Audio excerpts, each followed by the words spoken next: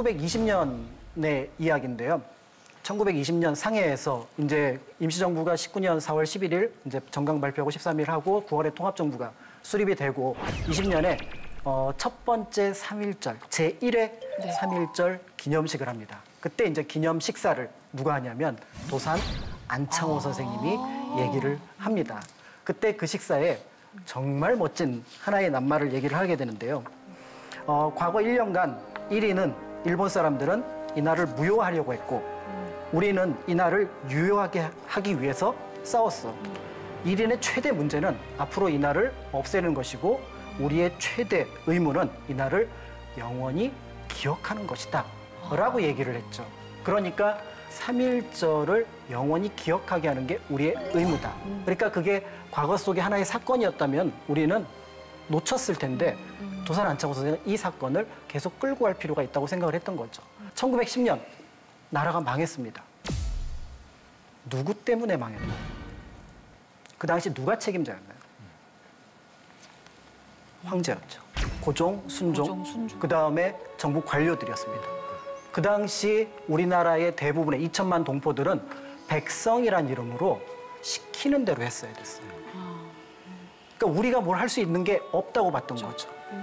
그런데 이 1905년에서 10년 사이에 이르면서 어떤 얘기를 하게 되냐면 그런데 지금 나라가 계속 망해가고 있는데 저들 황제나 관료들이 찾지 않는다면 그걸 누가 찾아야 되지?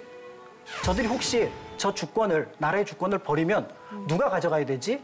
라는 고민을 지식인들이 하기 시작합니다.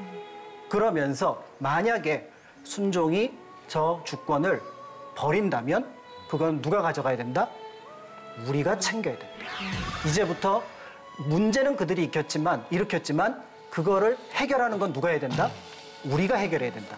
라고 생각을 하게 된 거고 그 움직임이 쌓이고 모여서 1919년에 만세운동으로 퍼지게 된 거죠. 그러니까 우리가 생각했던 만세운동은 한 번의 시위가 아니라 이제까지의 시위의 패러다임이 다릅니다. 이제까지는 무슨 문제가 있으면 그걸 해결하려고 했지만 이 시위의 목표는 독립이 아니에요. 독립이 아니라 새로운 국가 건설입니다. 그래서 3월 1일 만세운동을 하고 나서 2일, 3일에 바로 임시정부에 대한 호해가 시내에 다 퍼지게 되는 거죠. 그러니까 3.1운동은 그 자체가 목표가 아니라 독립이 목표가 아니라 새로운 국가 건설, 근대 국가 건설의 목표고 그거를 누가 책임져야 된다? 우리가 책임져야 된다. 그러면 그 전에 1910년 이전에는 신민, 백성이었다면 1919년 이후는 시민이 되는 거죠. 시민 탄생의 밑거름이 바로 여기에서 비롯됐고 특히 3.1운동은 학생들의 활동이 무척 많았습니다. 그 학생들의 움직임이 많았던 건 전 세계에서 아주 유례가 없는 독특한 예인데요.